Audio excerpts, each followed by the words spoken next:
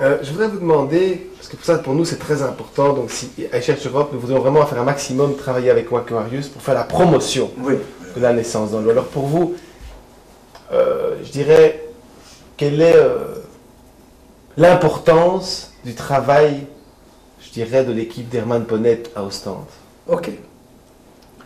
Alors, pas seulement l'importance du travail du docteur Herman Ponnet, que j'admire vraiment, que je respecte énormément, par son humilité, justement.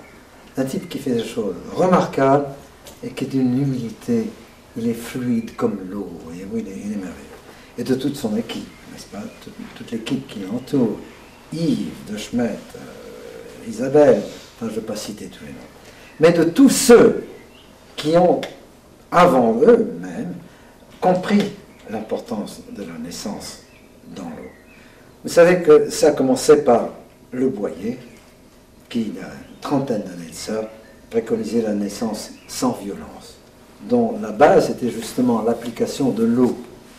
Le bébé ayant vécu 9 mois dans un milieu totalement aquatique, par un union maternelle, c'était logique qu'au contact de l'eau, une eau tiède, dans une cuvette, il se sente bien.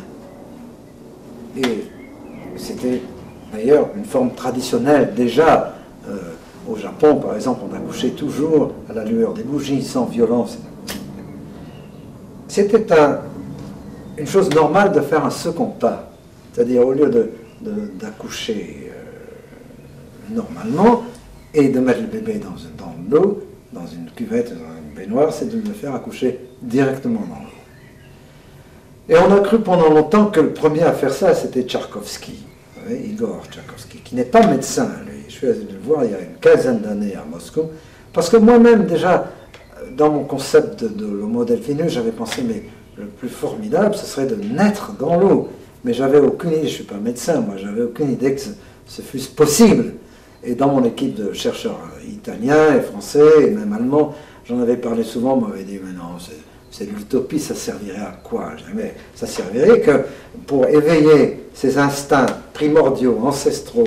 L'instinct de la nage, c'est bien avant l'instinct de la marche. On le sait, un nouveau-né, il commence à faire les mouvements d'un crapaud avant de savoir marcher.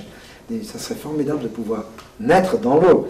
Et à cette époque, il y a 20 ans environ, quand j'ai écrit Homo delphinus, je m'étais inspiré de la naissance d'une petite fille en Angleterre, Sandy Brown, une hippie qui avait fait naître son bébé dans une baignoire. Et puis on a parlé de Tchaïkovski en URSS, puis tout de suite allé le voir. Et j'ai vu Tchaïkovski à l'œuvre, et ça m'a vraiment impressionné, car Tchaïkovski n'est pas médecin. Okay, il a changé, remarquez, depuis. Son travail était beaucoup critiqué. Là, je vais continuer, parce que c'est tellement intéressant, captivant, le sujet de la naissance dans l'eau. Tchaïkovski, au début, il était chaman. C'est un chaman, c'est un magicien, si vous voulez, okay, qui s'est inspiré des méthodes d'accouchement dans l'eau de la Mongolie. Parce que l'accouchement dans l'eau, c'est pas moderne. Ça existait déjà, même les Égyptiens, les Maoris accouchaient souvent dans l'eau. Mais on n'en avait jamais entendu parler. Moi, je ne voyais pas ça d'un point de vue médical. Bien que ça ait de très très grands avantages du point de vue médical pour la femme et le petit. Moi, ce qui m'intéressait dans l'accouchement dans l'eau, c'était justement l'affinité réelle qui existe entre l'être humain, né de l'amnion, né du ventre maternel, né d'un océan en miniature, n'est-ce pas, et la possibilité dans le futur de créer des Homo delphinus, des petits êtres amphibiens, voyez-vous, en les prenant dès la naissance. Sans savoir que, en parallèle, la chose intéressait les médecins. Et après avoir connu Tchaïkovski, un an ou deux plus tard, j'ai rencontré Michel Audin. J'ai d'ailleurs une équipe cinématographique japonaise à l'hôpital de Pithiviers il y a une douzaine d'années pour filmer parmi les premières naissances aquatiques de Michel Audin. Et puis j'ai connu Herman Ponnet et le groupe Aquarius, qui est maintenant, puisqu'ils sont belges, c'est normal qu'on parle davantage d'eux. Et je confirme, c'est un travail merveilleux.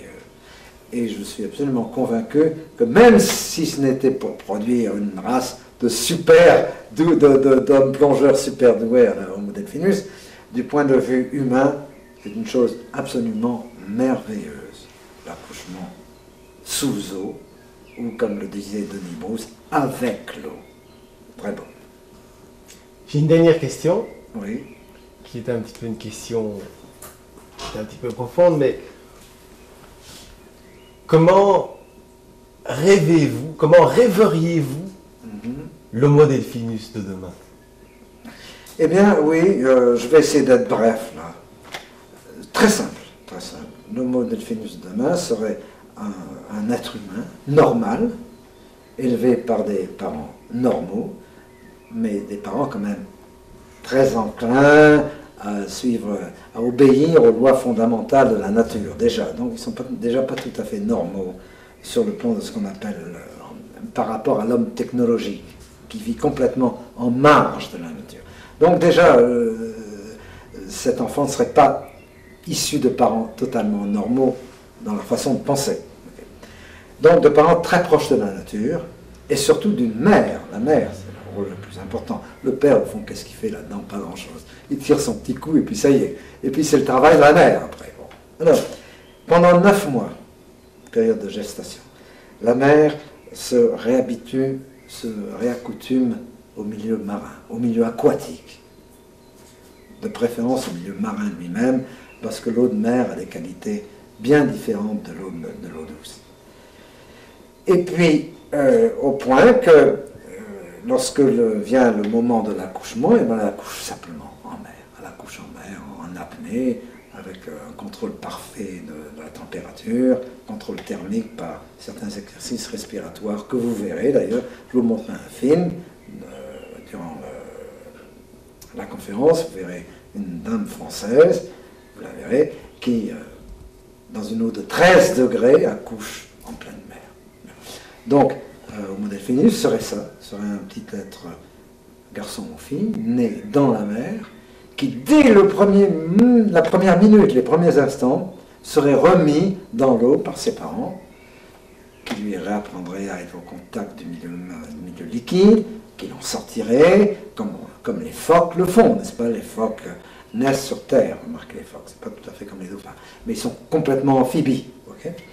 Et ce petit être, à l'âge de 18 ans, 19 ans, quand sa croissance est terminée, imaginez-vous le contrôle du souffle qu'il aurait. Imaginez-vous les poumons qu'il aurait avec toute cette respiration yogique, tout ce prana. Ce serait un petit être capable, à 20 ans, d'aller se promener à 100 mètres. Se promener, je dis bien, à 100 mètres de profondeur, rester 8 à 10 minutes sous l'eau, comme les dauphins.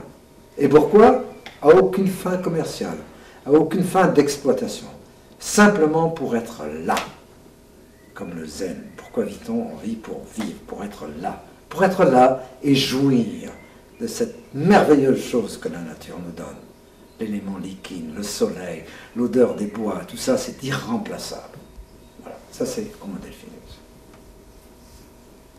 Eh bien merci beaucoup Jacques, vraiment, Okay. du fond du cœur. Merci. Merci. Okay. Alors, et voilà.